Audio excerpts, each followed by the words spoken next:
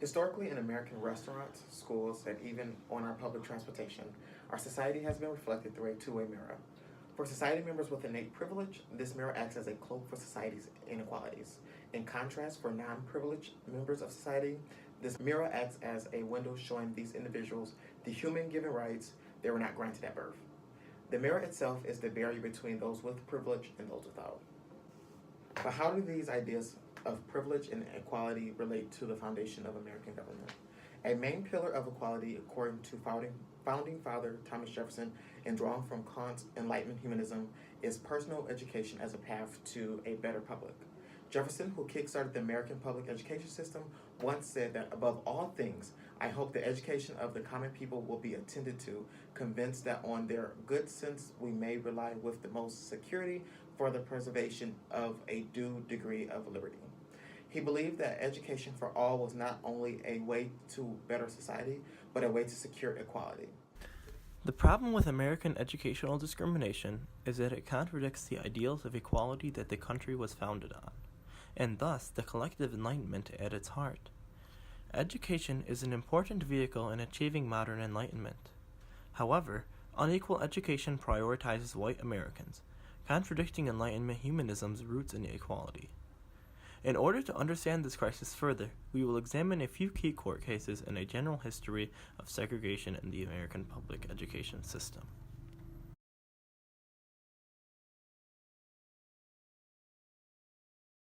Take the legal case of Plessy v. Ferguson, where the African-American Homer Plessy was arrested under a Louisiana law that propagated racism by forcing whites and blacks to sit in separate train cars. The Supreme Court ruled that this did not violate the 14th Amendment, using the reasoning that separate but equal was constitutional. In other words, as long as whites and blacks were treated equally, their segregation was entirely legal.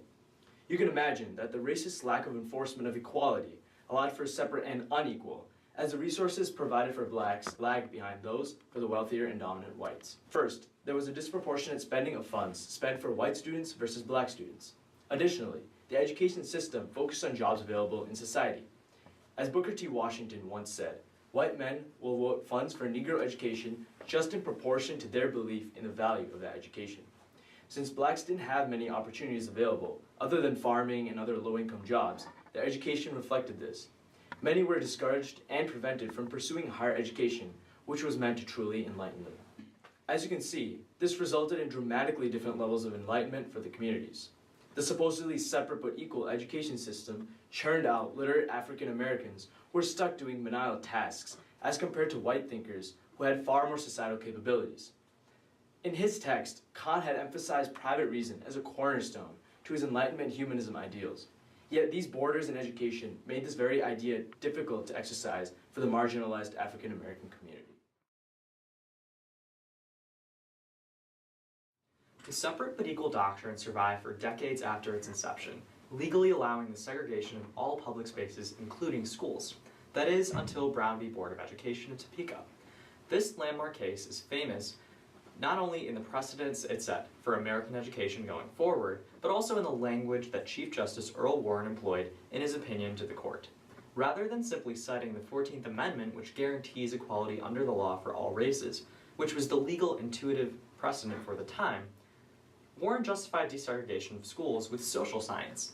Brown's lawyer, Robert Lee Carter, conducted an experiment in which he showed both black and white American students two dolls, one light-colored and one dark.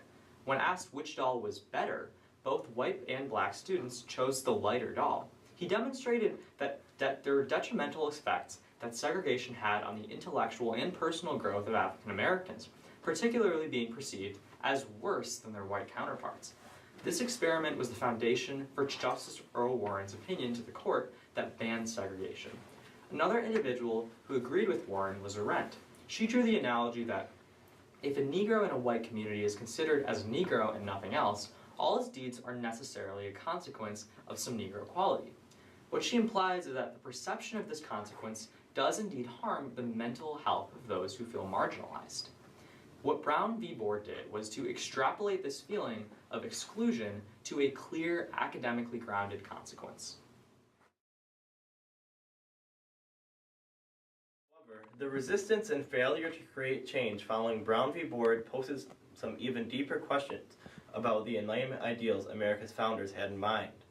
Even with the passage of Brown v. Board, racial segregation in American public schools remained very common. It took a second court case 14 years later to finally bring change. The case, Green v. Kent County School Board, questioned whether a freedom of choice plan was a proper segregation measure. In a unanimous decision, the Supreme Court ruled that school districts must make realistic attempts to provide equal education, finally bolstering Brown v. Board. In The Origins of Totalitarianism, Arendt draws attention to the issue of displaced peoples who, absent of government protection, lose the very human rights proclaimed in Enlightenment works.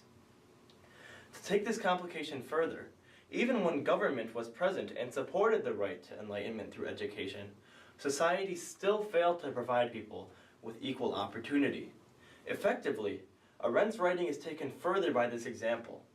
A strong government and enforcement system are both required to secure what is taken to be a human right. As Kant writes in an answer to the question, what is enlightenment? Enlightenment is mankind's exit from its self-incurred immaturity.